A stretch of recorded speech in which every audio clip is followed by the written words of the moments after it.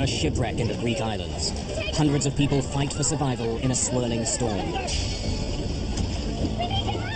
With their lives on the line, some people become heroes. Others do whatever it takes to stay alive. Keep her away! She'll kill us both! Investigators uncover an extraordinary chain of events. Small mistakes which have deadly consequences. Mayday! Mayday! We're doing 90 miles an hour! Under control! Take a life jacket! Where's the Coast Guard? Don't let go!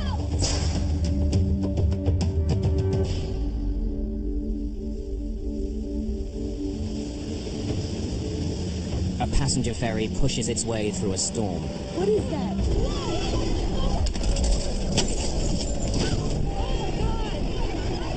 Within sight of land, this Greek island's ferry is sinking in high winds and stormy seas. There was a hole, and it was going to sink, and it was going to sink fast. A huge rescue operation kicks in. Rescuers must risk their own lives. I never want to be in that situation ever again, because it was terrifying. But I had enough time to think, okay, well, this is the part where I die. It was like a catastrophe. It was as if it was coming the end of the world for this island. For the people of Greece, it's a national disaster, the worst of its kind in 30 years. Discovering why it happened will take months of detective work and raise this question: how safe are the ships we sail on?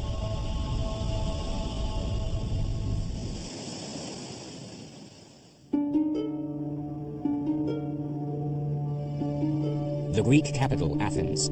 This great metropolis has a 3,000-year history, a history built around the city's easy access to the Mediterranean.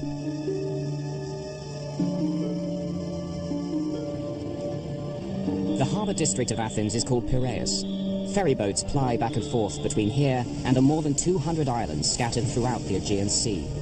For island hoppers, this is where the adventure begins.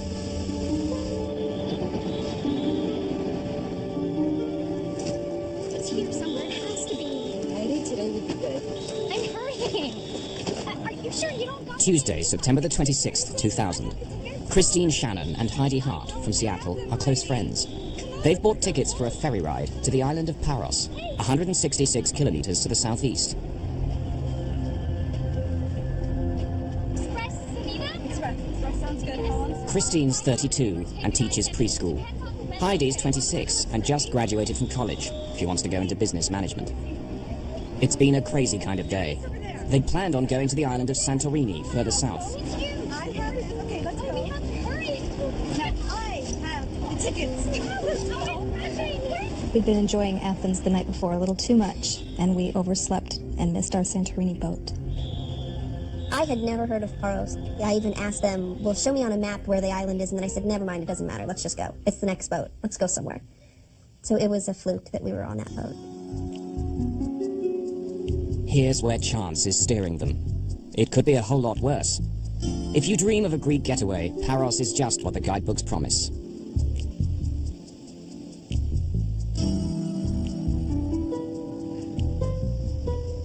Life is laid back, and the backdrop is enchanting. Around 12,000 people live on Paros year-round.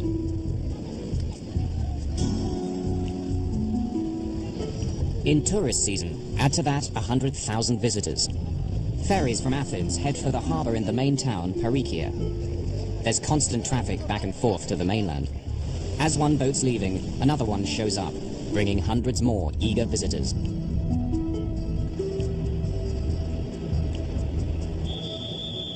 Christine and Heidi are among 472 passengers who board the Samina today.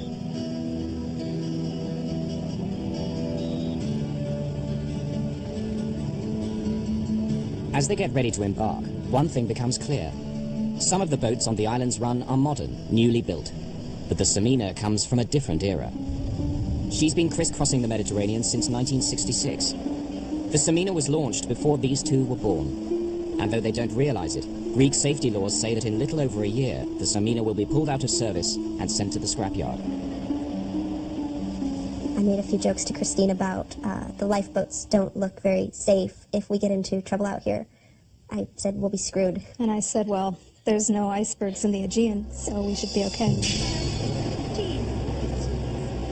The Samina can carry more than 1,000 passengers, along with her 61 crew. So today, the ship's less than half full. Katrina Stark and her cousin Sarah Davis, both from New Zealand, are backpacking. So that means we have to be headed Like Heidi and Christine, they're literally sailing into the unknown. Paris. We had no plans. We went to get on the very first ferry that was leaving, going wherever it was going to take us, and that happened to be first stop Paris. At 7:15, 2 hours into the journey, the sun is setting.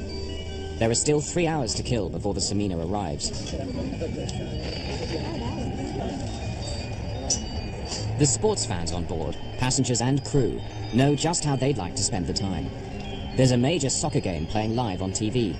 Athens star side Panathinaikos are up against their German rivals, Hamburg. The reception wasn't very good, and so they had various staff come along trying to fix the TV, and everyone was putting suggestions for how to fix the TV, and it seemed to be quite important to everybody on board that they get to see this game.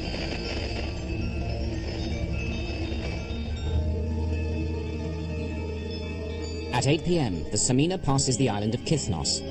They're on schedule to reach Paros at around 10:15. The wind is rising, the sea is growing rougher, but these northerly winds, known as the Meltemi, are frequent at this time of year. The Samina has weathered conditions much worse than this over the past 3 decades. I'm going to take a nap! Heidi and Christine are the only people left outside. They think their tickets don't allow them to go in. Wake me when we're there! I said, we have third-class tickets. We have to stay out on the deck. It's going to be a cold, wet, terrible night. But I didn't even think to go downstairs where most of the people on the boat were. For the crew of the Samina, the nighttime journey is routine. Hazards such as reefs and rocks are all clearly marked on their charts. Many have warning lights.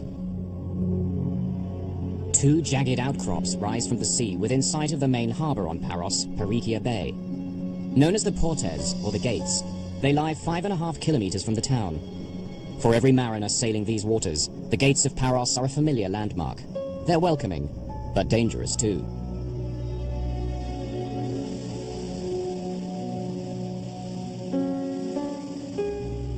The rocks rise 25 meters out of the sea. Every passing ship must give them a wide clearance.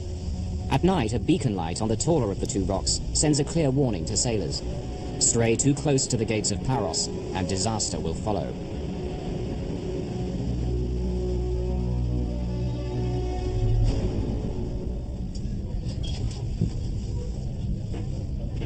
They're still 2 hours away.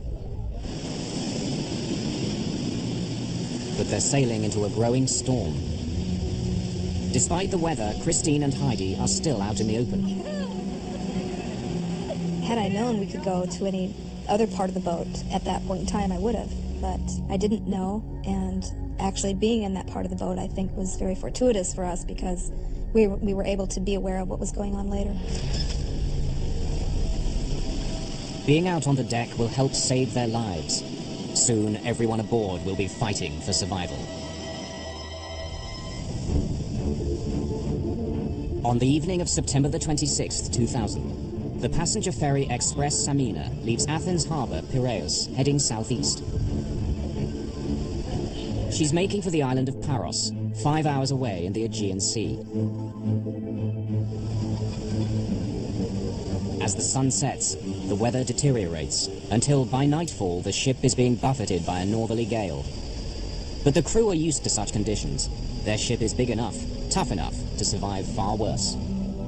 The Samina is 115 meters long, more than a soccer field, and 18 meters wide. Passengers are widely dispersed. Heidi and Christine are out on the open deck. Katrina and Sarah are inside the main passenger lounge. The nerve center is here, the engine room. It's below the waterline, but is protected by a series of watertight doors. The crew need to move about, but the ship is safe so long as they lock the doors tight behind them.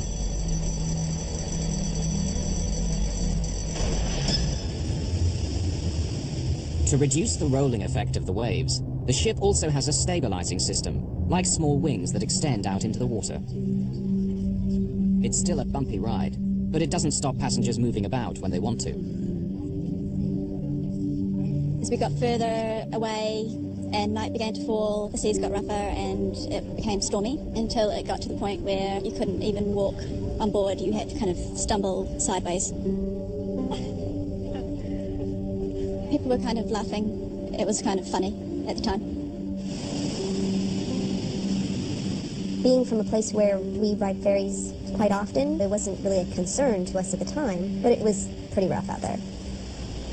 It's 10 p.m. The wind has now risen to nearly 50 kilometers an hour. Waves are cresting 2 meters high. Despite the gale, visibility is good.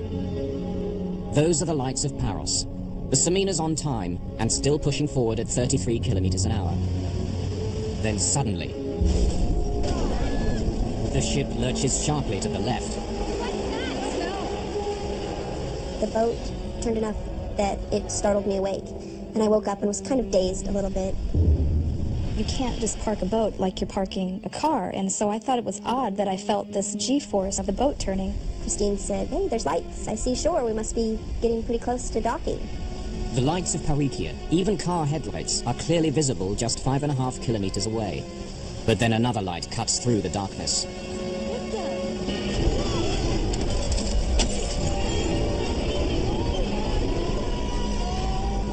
This rock just comes out of nowhere, just out of the black night. I'll never forget what it looks like in my mind. It was, this brown, kind of craggly, sandish looking rock that had lights on top of it shining down so it illuminated it. And it made it look like a movie set. The side of the boat scraped along the side. I could have walked over and touched it. And you could hear down in the lower decks of the boat that the metal was just ripping apart. The unthinkable has happened. The Samina has crashed against the gates of Paros. 1 million kilos of shit grind against the rocks. It was the worst sound, and it was the loudest sound I've ever heard in my life. It sounded like fingernails on a chalkboard, just God's fingernail on the biggest chalkboard in the world. There was a hole, and it was going to sink, and it was going to sink fast. The shockwave reverberates through the ship. Suddenly there was a big lurch to the right side of the boat, and people who were standing up got thrown off their feet. Everything in the bar smashed. I looked out the window, and there were 2 large rocks went past that looked white, lit up by the light inside the ship. I don't know what that was. Oh, man, it just doesn't sound good, In a situation like this, the time frame is so hard to put back together. But it seemed like maybe a minute or two until the boat started to noticeably lilt to the side and tip. And that's kind of when the chaos started.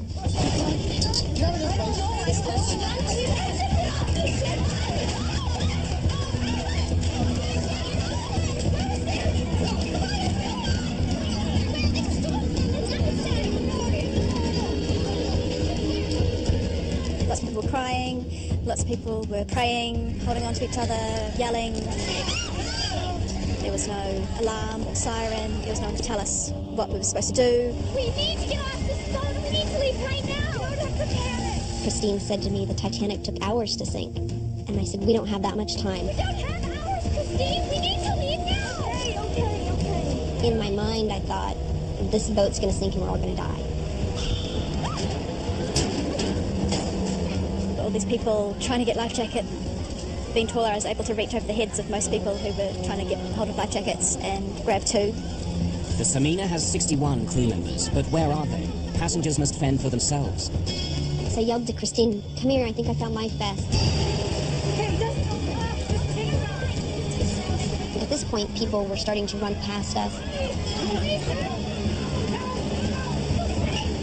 And I was saying, here, take these, and throwing them out, and people were just panicking.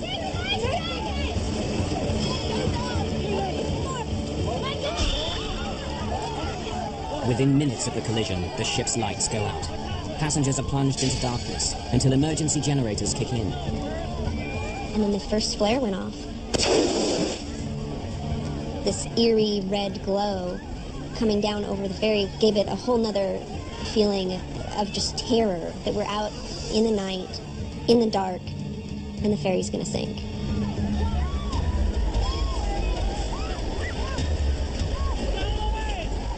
At the harbour, port officials are now aware of a developing crisis. Port Authority Vice Commander Dimitrios Malamas starts to organize a rescue. He needs all available boats right now. What vessels do we have in the area?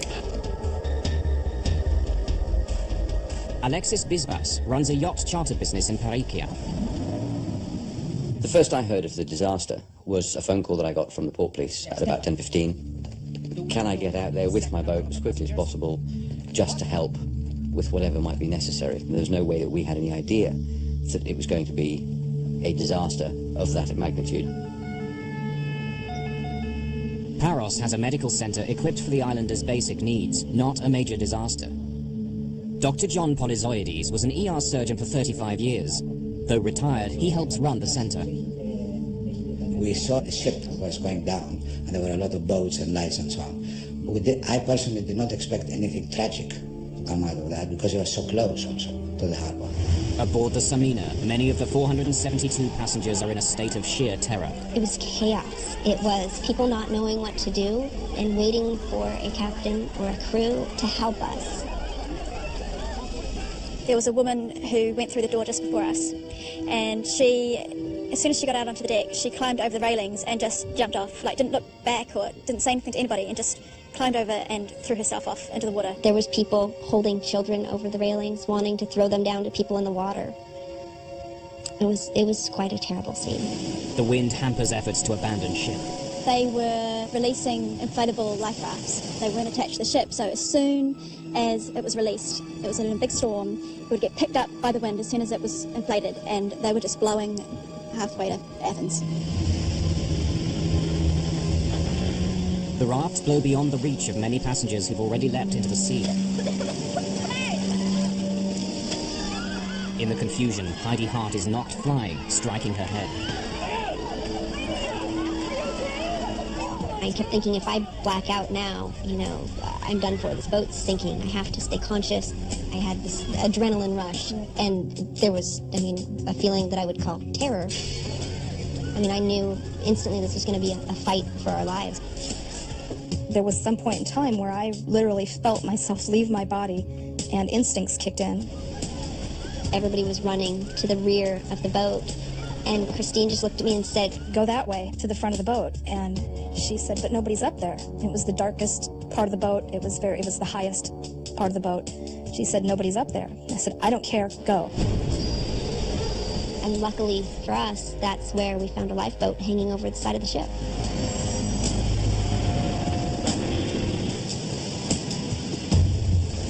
Heidi and Christine have escaped the sinking ship, but they're still at the mercy of the storm. When we jumped into the lifeboat, it wasn't orderly, here's your seat. It was jump. Where you land is where you are, and so we were just kind of all pig-piled in this lifeboat together. The battle for survival takes an ugly turn. Each passenger must decide, help others or fend for themselves. There was 5 or 6 men in the back of the boat, and they were fighting with each other. They were yelling at each other. As the ferry was sinking, they kept pointing at the ferry and fighting with each other. And then, this is when I see the guy swimming up to the boat, and I started getting ready. I'm thinking, okay, I need a rope. I gotta throw him something. He has no life vest on.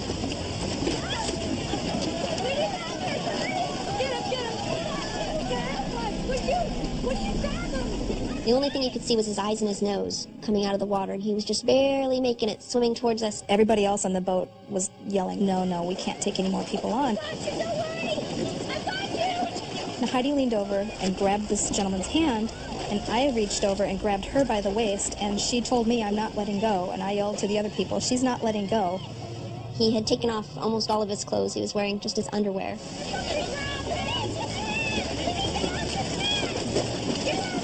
I'm not a very big person. I'm 5 feet tall. Just me trying to pull him in the boat wasn't going to work. The men in the lifeboat realize that Heidi won't let go and finally help haul the drowning man on board. I don't know what they were thinking. They were panicking. So, who am I to judge what other people were thinking and doing? But there was a lot more that could have been done that night. Of the 533 people who set out on the Samina, many are now in the sea. Others are still trapped on the vessel itself. The ship begins to roll over. If it goes down, dozens of people will be dragged down with it.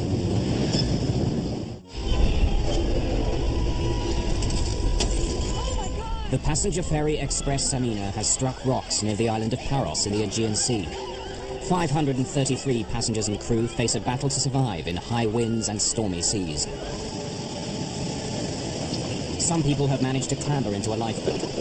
Others have stayed with the ship and now fear it will sink beneath them. At that stage we were on the deck trying to figure out whether it was a good idea to jump overboard as well. But we were tilting further and further, and it was getting to the point where we didn't really have that choice anymore. It's 10:50, 40 minutes after the collision. As the Samina continues to roll, Katrina Stark has little choice. She hauls herself over the rail.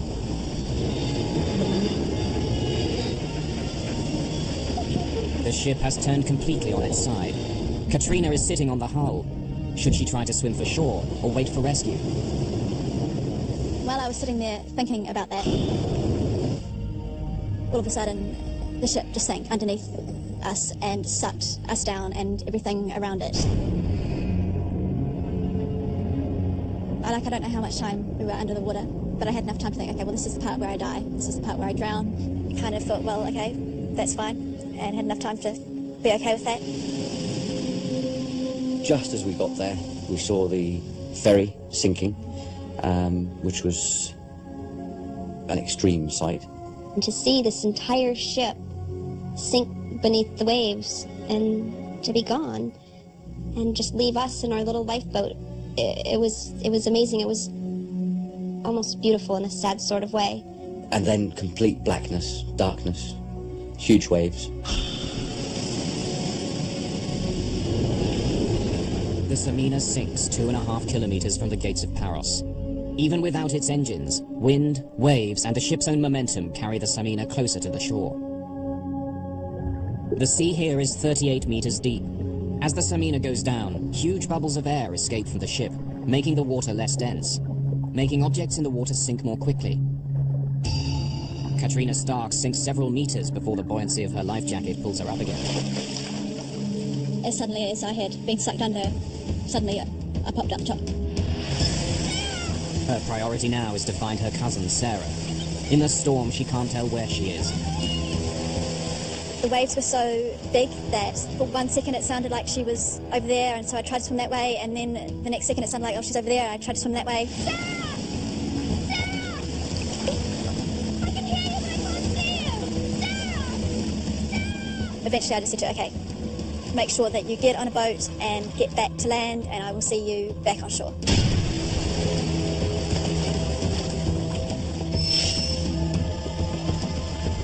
At 11:15 p.m., Dr. Polyzoides receives his first casualty of the night, but something doesn't add up. They brought a man on a stretcher. He was semi-conscious. And then we started working on him. He had hardly any blood pressure. And when we were resuscitating him, I realized that he was dry, which meant that he was not from the ship.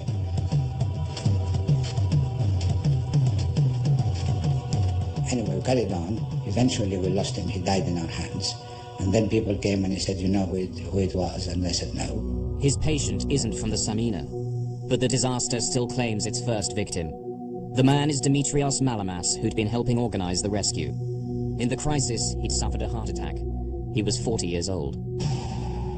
So you can understand, even at this early stage, although we did not know the number of people that we were going to lose, there was that sense of tragedy immediately from the very beginning.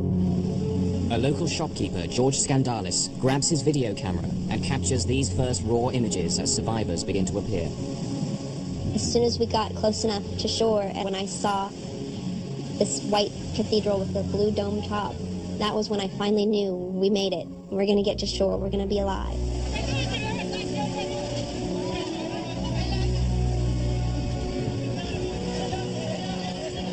I felt more alive than I've ever felt in my life. Giddy, almost giddy.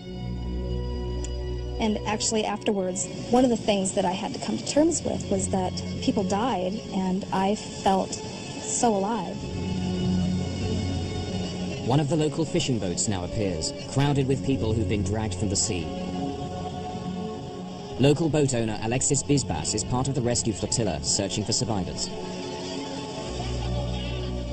One minute we were flying across the top of a wave, the next minute we were burying the bow of the boat into the previous wave. We had water coming across the decks. I've been sailing all my life. I've never had a situation like that.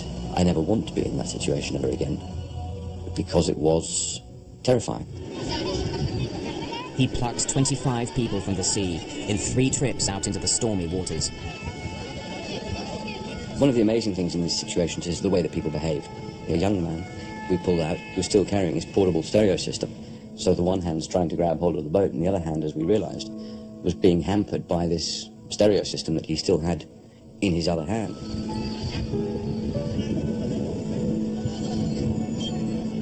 One of them was an old lady who had tied to her life jacket her bag. As we were trying to drag her into the boat, we realized that something was stopping her, and I went to cut her free of this bag, and she said to us that if we did, we should throw her back, because that was her entire life in this bag. Many survivors are in a state of shock. All are cold, wet, and exhausted.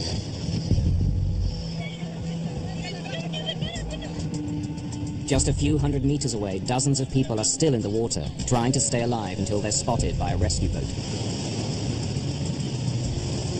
Katrina Stark and a fellow survivor, a total stranger, are now clinging desperately to a piece of wreckage. My first surprise about being in the water was that it was warm. I was really expecting the water to be cold. There were big waves, and you just had to cling on tight to the piece of wreckage.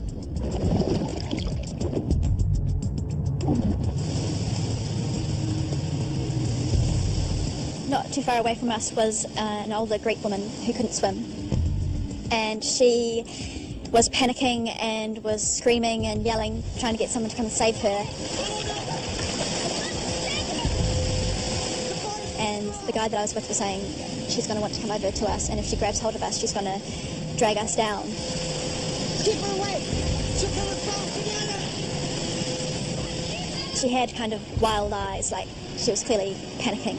And a big wave came and washed over her, and she didn't come back up out of the water. She had drowned.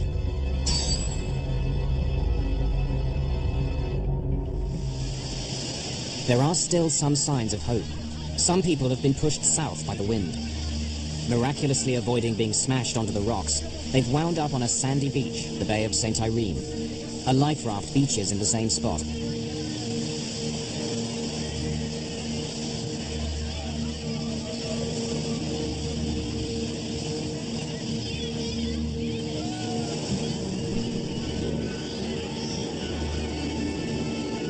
They're safe now, but the terror these little children have gone through is hard to comprehend.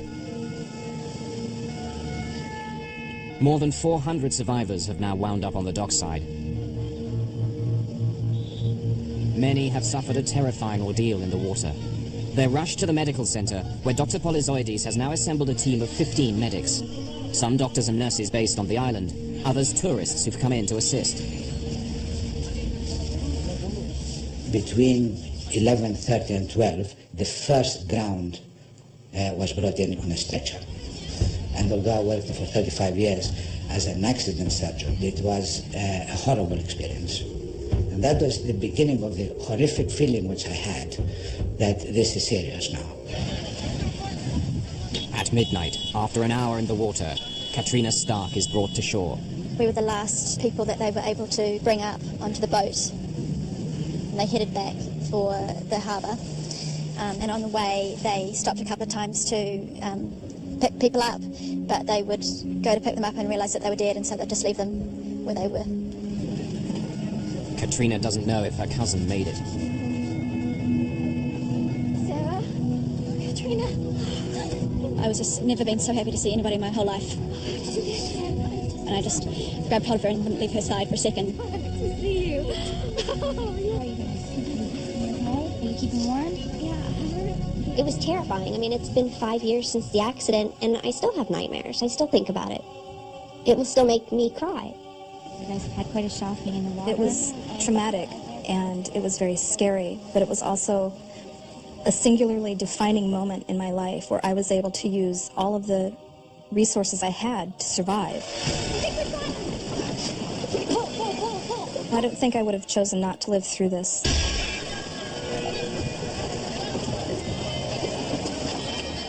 At midnight, more than 2 hours after the collision, the rescue operation is becoming more and more a search for bodies. When you start seeing the bodies in the sea, somebody that I knew that an hour ago they were breathing, and suddenly they're dead, and it was very distressing. I mean, it took me a very long time to put it out of my mind. It was very difficult. 25 people are now confirmed dead. As victims continue to arrive, Dr. Polyzoides is overwhelmed. Do I go to this room and try and save someone? Do I wait and see whether it's worth saving? And it was like a catastrophe. It was as if it was coming the end of the world to this island. So it was almost like you're seeing a movie. It's not happening to you. Every half an hour, the number of bodies increased. By 2:30 a.m., the number of dead reaches 60. There's no room for so many bodies in the medical center. The Church of St. Nicholas on the waterfront now becomes a temporary morgue. The search for people, alive or dead, continues right through the night. Very soon, investigators will begin to ask tough questions. Who's to blame for the sinking? Why did so many people have to die? The passenger ferry Express Samina has sunk in a storm in the Aegean Sea. Already 60 people are confirmed dead. Many more need medical treatment. Morning reveals the power of last night's storm. A lifeboat lies smashed to pieces on the rocks. Life rafts blew away, empty. A message board at the harbourfront lists who's alive and who's still missing. Bodies will continue to wash up on the beaches for days to come. There aren't enough coffins on Paros. More arrive. Even the most experienced professionals are touched by the trauma. I was so shaken by this that I didn't sleep for 2 nights, and on the third night, when I went to sleep, I dreamed that my son was drowning. Very quickly, the grief turns to anger. Where were the crew when the ship hit the rocks? Where were they when the passengers needed help? Rumors spread like wildfire and are picked up by the media. Were some members of the crew watching the soccer game on TV when they should have been steering the ship? The captain, 53-year-old Vasilis Giannakos, is held for questioning by the police. On Paros, the funerals begin. Here, a 4-year-old boy drowned with his father. Divers discover 10 bodies trapped inside the hull of the Samina. The last body is found floating 2 weeks after the sinking, 50 kilometers north of Paros. Altogether, 80 people have died, 75 passengers, 5 crew members. This is Greece's worst shipping disaster in more than 30 years, a national tragedy. In the bitter aftermath, the spotlight falls on the company which owned the Samina and its vice president, Pantelis Sphinias. He could face criminal charges, as well as multi-million-dollar compensation claims. 2 months after the sinking, police surround a body lying on the sidewalk outside company headquarters in Athens. Sphinias has jumped out of his 6th-floor window, committing suicide.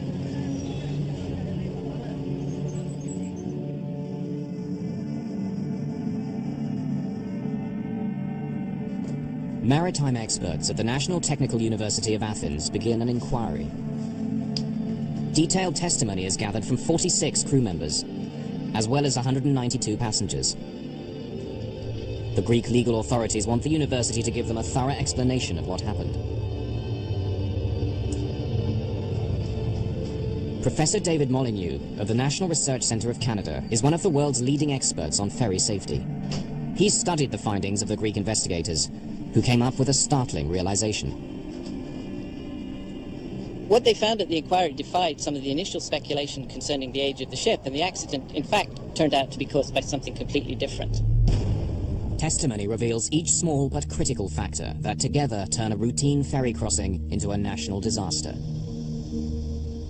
3 hours into the journey, the crew switch on the ship's autopilot. The autopilot is an electronic link between the compass and the rudder, correcting the rudder a little bit one way or the other to bring you back where you want to be. Even on autopilot, a crew member should constantly monitor the ship's position. It's bad practice to leave an autopilot unattended, particularly in bad weather, because the wind, the waves, and the current are all acting to drift the ship in one direction. And that kind of steady drift is not compensated for by the electronics in the autopilot. As the weather grows worse, the crew deploy the ship's stabilizer system to make the ride more comfortable for the passengers. The stabilizer uses two small fins to counteract the roll of the ship. But something extraordinary has happened. Only the starboard, or right-hand, stabilizer fin has extended. Very unusual. Normally we'd expect both stabilizers to be working at any one time. With just one stabilizer, the ship is no longer symmetrical, so the flow around the ship is unbalanced, and as a result, the ship will tend to drift one way rather than go in a straight line. With only the starboard stabilizer, the Samina is pulled, slowly but surely, to the right. It's a deadly malfunction. Captains aim to stay at least 740 meters left of the gates of Paros.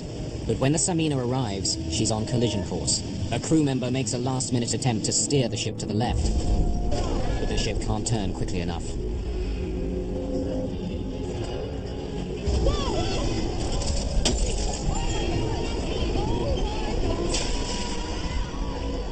It was very unfortunate that the ship got holed, but there was really no reason why the ship should have sank. The damage was within the range that you would normally expect a ship to survive. The east face of the taller pinnacle is where the ship strikes, at 12 minutes past 10 p.m. There's a 6-meter lengthways gash, as long as a telephone pole, and 1 meter wide.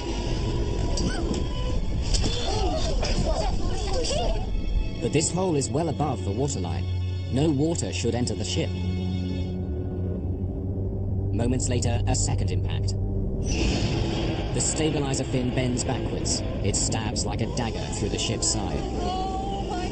This 3-meter gash is below the waterline. Even worse, it's exactly alongside the engine room. The main generators are knocked out. Electrical power is cut throughout the ship.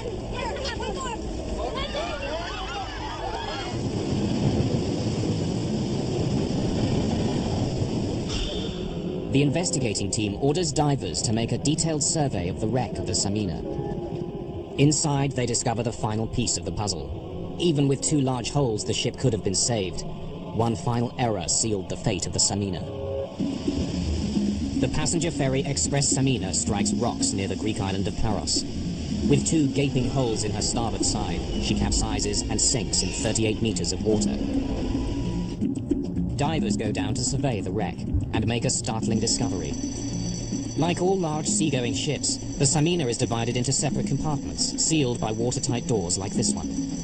Safety laws insist they remain locked while the ship's at sea. On the Samina's last journey, some of the doors were open. If you imagine in your house, every time you went through a door from the kitchen, you had to close it, lock it, move on to the living room, open that door, close it, lock it, and carry on. It really does slow down your everyday life. So there is a tendency sometimes to leave these doors open. Because they're left open, water is no longer confined to the engine room. And now that the power is cut, the crew can't close the doors remotely. 29 of the crew are called back for a second grilling by investigators. This testimony provides an exact picture of the ship's last moments. Data which is now built into a computer model.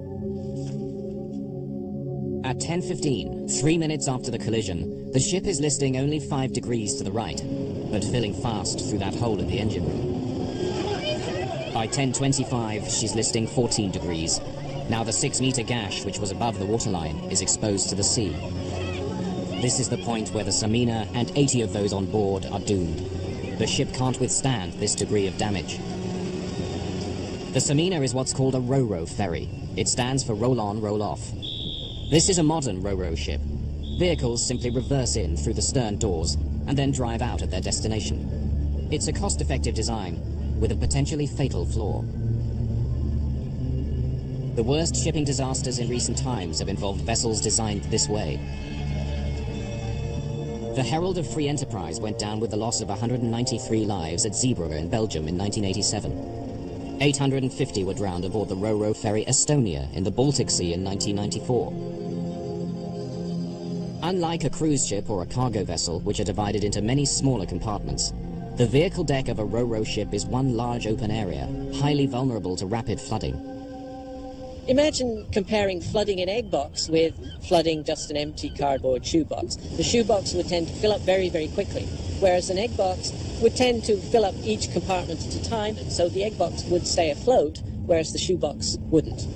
This open space is especially vulnerable because it's so close to the waterline. The car deck on a ro-ro ferry is low to make driving the vehicles on and off easy. As a result, you're relying on those watertight compartments to keep the ship afloat in the event of damage. By 10:29, the Samina is listing 23 degrees. She's now tilting so much that it's impossible to launch more lifeboats. Only 3 of the 8 she carried got away. 3 minutes later, at 10:32, she's listing 33 degrees. At around 10:50, the ship turns completely on her side. We know the exact time that the ship sank because the clock on the bridge was stopped at 2 minutes past 11. Divers surveying the wreck make their most important discovery. Of the ship's 11 watertight doors, 9 were left open. And the most important aspect of this accident was leaving the watertight doors open. As a result, the ship flooded, lost all its reserve of buoyancy, and eventually sank. If the doors had been locked, despite the navigational error which put the ship on the rocks, despite the hole in the engine room, this would probably have been a survivable accident.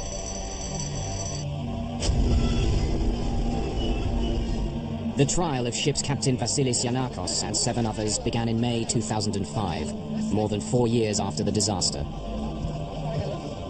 The sinking of the Samina led to safety improvements. Greece cut the maximum working life of passenger ferries from 35 to 30 years. The tragedy also helped speed the introduction of voyage recorders, like an airplane black box. They're now mandatory in all passenger ferries. Some good came out of bad.